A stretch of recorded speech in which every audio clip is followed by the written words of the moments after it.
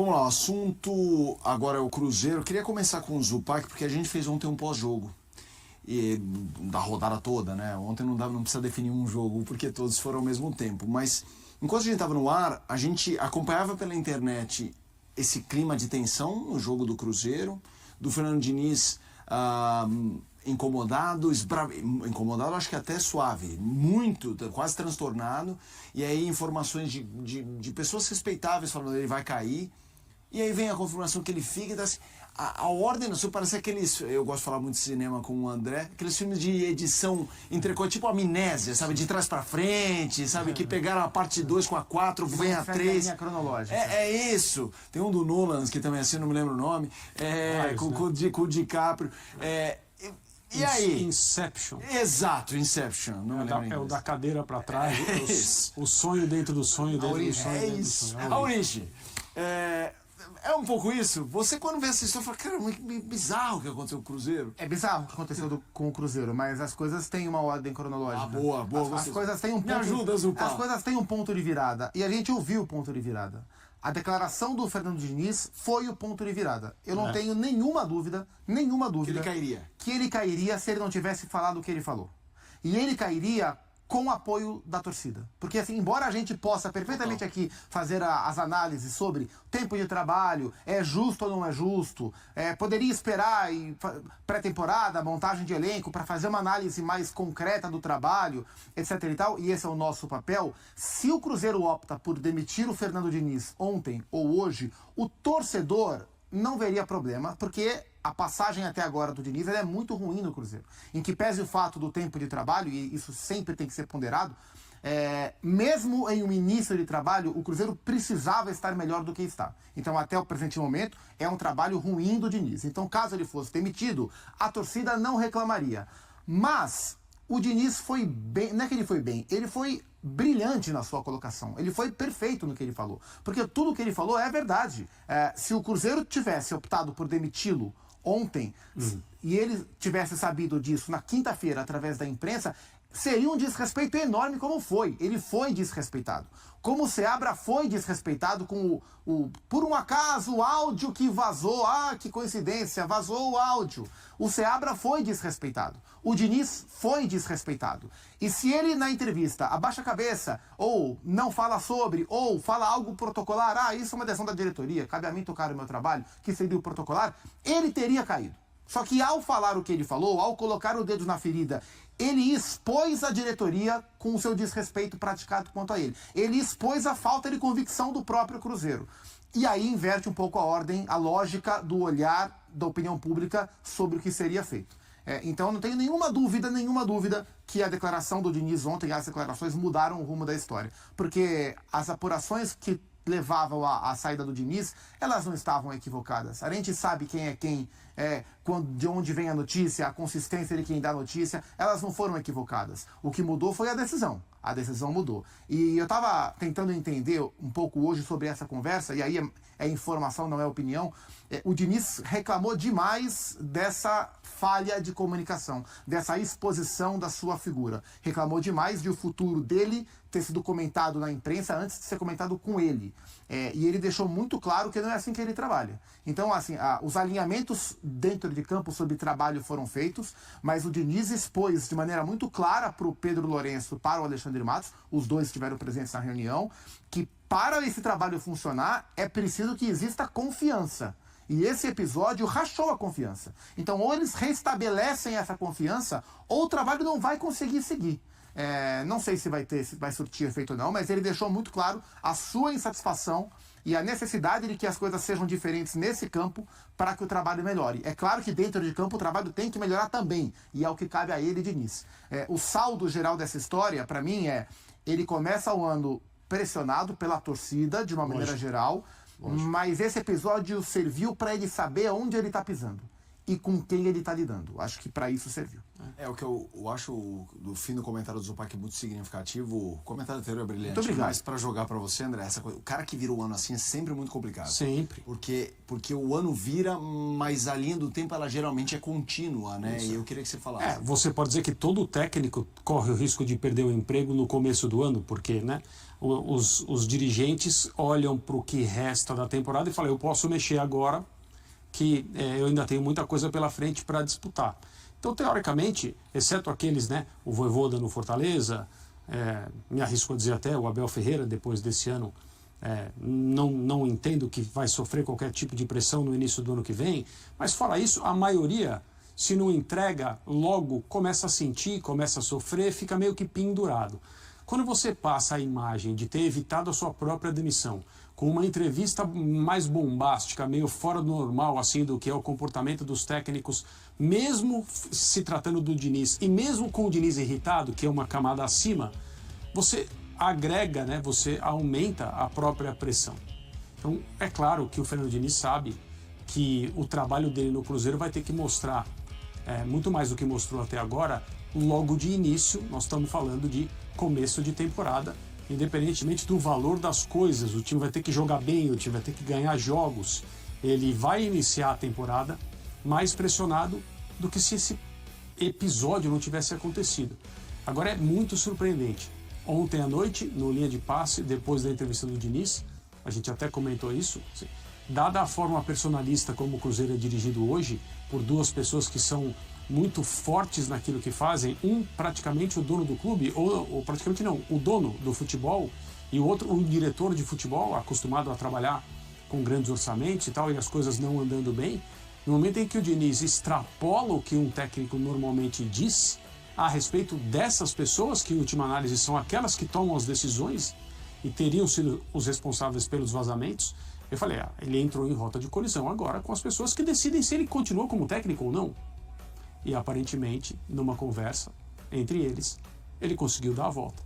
Então, assim, não começou ontem no futebol, certamente sabia o que estava fazendo quando deu a entrevista que deu, e vai iniciar 2025 no comando do Cruzeiro. O famoso mandou um truco com um 6 na mão, né? E não era manilha. Uau, foi realmente um momento... Ganhou a mão. Ganhou a mão, exato. Pelo menos por enquanto. Exato. Não sei se vai ganhar o jogo, exato. Mas a mão ele ganhou. Vamos começar com a limpa no Cruzeiro. Jogadores saindo. E aí, o Cruzeiro não tem mais no seu elenco o goleiro Gabriel Grando, o atacante Rafa Silva, o volante Ramiro, o meia atacante Barreal e o lateral Gasolina. 5 saídas anunciadas hoje pelo Cruzeiro. Já tem a questão do Matheus Vital em negociação muito avançada para jogar no Necaxa do México, a pedido do técnico Nico Larcamón. Outros 2 jogadores que estão emprestados com a opção de compra. O Lucas Vidalba. O Cruzeiro vai exercer a opção de compra, isso é um fato. Ele fica no Cruzeiro. E o Gabriel Veron. O Cruzeiro vai aguardar mais um pouco, é a informação que a gente buscou até com pessoas próximas ao jogador. Aquela opção de compra de 10 milhões de euros, isso aí não é cogitado em momento algum. O Gabriel Veron, ele se sente adaptado aqui a Belo Horizonte, ele conseguiu ter uma sequência que não acontecia há muito tempo na carreira dele, mas não é só a vontade do atleta, né? O Cruzeiro também tem que demonstrar interesse na permanência e o Porto teria que facilitar uma condição. Só isso para mudar o cenário que hoje aponta mais para uma saída do que para uma permanência. Mas como ainda tem dias importantes no mês de dezembro, vamos acompanhar. Não tem a definição até o momento. Repito, está mais para saída do que para permanência. Mas os próximos dias serão cruciais para definir essa questão sobre Gabriel Veron e outros jogadores que possam aí deixar o clube ao longo desta janela, porque é fato que o Cruzeiro vai forte ao mercado, além das questões que estão aí, todo mundo já sabe, sobre Gabigol, sobre Dudu, sobre o Christian. O Cruzeiro quer mais reforços, quer melhorar o elenco pensando na temporada de 2025, mesmo ficando fora da Copa Libertadores, a promessa é de um time forte para o próximo ano, porque o Cruzeiro quer aí começar, porque teve uma parte da temporada em que o Pedro assumiu, o Pedro Lourenço, e agora vai ser o ano inteiro da gestão Pedrinho. Então, com mais investimentos, com mais reforços, com a expectativa de o Cruzeiro aí sim conquistar o Campeonato Mineiro, o primeiro título aí que será disputado, chegar longe na Copa do Brasil, quem sabe de novo ir para a final da Copa Sul-Americana, já que é a competição internacional que o Cruzeiro vai disputar, e brigar nas cabeças no Campeonato Brasileiro. Vamos acompanhar então a janela que promete ser ainda mais agressiva e atacando carências. O que são carências hoje no Cruzeiro? Jogador de beirada, lateral direito, zagueiros, um pelo menos para dentro daquilo que a gente já trouxe, ser um xerife ali na zaga do Cruzeiro. Lateral esquerdo, o Cruzeiro pode ir ao mercado se um dos dois aí acabar deixando a Toca da Raposa 2. Até agora, nada de concreto sobre essa questão. Então, será um Cruzeiro agressivo no mercado para achar jogador que vai chegar e dar conta do recado desde o início da temporada 2025. Vamos lá sobre Fernando Diniz e toda a questão que aconteceu, e até fazendo aí um meia-culpa dessa questão, que o Fernando Diniz estava realmente para ser demitido do Cruzeiro, para não continuar o trabalho. O meia-culpa é quando a gente falou que o jogo com o Juventude seria de despedida porque não teve a oficialização por parte do clube.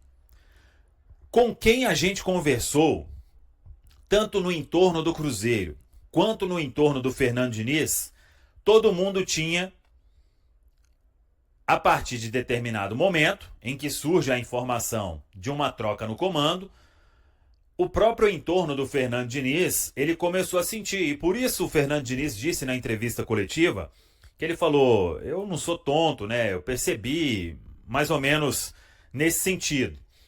Mas, de fato, não veio o comunicado ao Fernando Diniz, assim como a gente falou. Então, fica aqui o meu meia-culpa, né? De que os caminhos apontavam para uma saída e isso ia acontecer. O Fernando Diniz, ele não seguiria no comando do Cruzeiro, mas dependia ainda de uma conversa derradeira com a diretoria do Cruzeiro. E a partir do momento em que veio a entrevista, o cenário mudou completamente, porque o Alexandre Matos, CEO do Cruzeiro, estava lá em Caxias do Sul, o Pedro Lourenço, que é o dono da SAF, que é o investidor, ele ficou em Belo Horizonte, não acompanhou, e foi marcada uma reunião para esta segunda-feira. E aí, nesta reunião, o Alexandre Matos, ele esteve, foi uma reunião na sede dos Supermercados BH, com o Paulo Pelaipe, diretor executivo de futebol, e o principal, em um determinado momento, um tete-a-tete entre Pedro Lourenço e Fernando Diniz. E aí, para colocar tudo ali no seu devido lugar, né? Para parar as arestas, um fala daqui, o outro fala dali. O Fernando Diniz, obviamente, ele expôs tudo o que aconteceu e a forma como aconteceu, que o deixou daquele jeito, muito nervoso com toda a história. E aí, o Pedro Lourenço também falou o que ele achava e as partes chegaram em um denominador comum para uma continuidade, para uma sequência do Fernando Diniz com o contrato até 2025. E aí, obviamente, o Fernando Diniz ele sai muito grande nessa história, porque ele realmente iria deixar o comando técnico do Cruzeiro. Isso aí eu não tenho dúvida nenhuma em afirmar. O que eu faço meia-culpa é: ele não foi demitido oficialmente. Até porque isso oficialmente seria por parte do clube, né? Então, mas tudo caminhava para essa despedida realmente diante da equipe do Juventude. Não foi a vitória que mudou, até porque o Cruzeiro continuou fora, né, da Copa Libertadores, mas realmente o episódio que aconteceu ali deixou a situação bem tensa. E para reverter, teve conversa tete a tete. Ainda lá em Caxias do Sul, do Fernando Diniz com o Alexandre Matos, e depois quem realmente manda no Cruzeiro, que aí é o Pedro Lourenço, e ele conversou com o Fernando Diniz. O Diniz acredita que o Cruzeiro vai ter sucesso na temporada de 2025, montando um grupo, uma pré-temporada desde o início, e ele participando, e o Pedro Lourenço, por outro lado, deu esse voto de confiança à comissão técnica do Fernando Diniz, e todo mundo acompanhou até uma foto que circula, e o técnico está mantido no comando do Cruzeiro e vai iniciar 2025 à frente do Cruzeiro lá na pré-temporada nos Estados Unidos. Então, é isso que aconteceu, e o Fernando Diniz saiu de uma demissão quase que 100% certa para uma continuidade no cargo.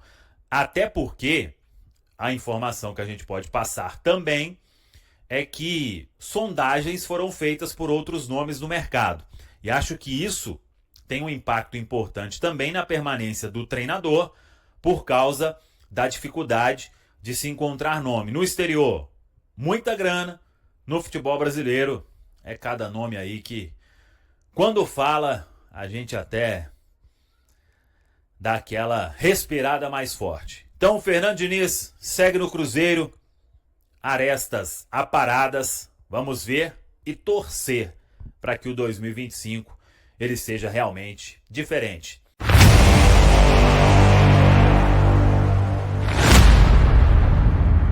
O Cruzeiro tem motivos para comemorar. O lateral direito William foi eleito o melhor da posição no Campeonato Brasileiro de 2024. Com atuações consistentes ao longo da temporada, o jogador marcou 5 gols e deu 5 assistências, demonstrando sua versatilidade tanto na defesa quanto no ataque. Sua regularidade foi recompensada com a convocação para a seleção brasileira. E aí, galera? O que acharam? Deixe nos comentários. Não se esqueçam de deixar o like e de se inscreverem no canal e ativar o sininho para receber as notificações. Até mais, Nação Celeste! Vamos pra frente!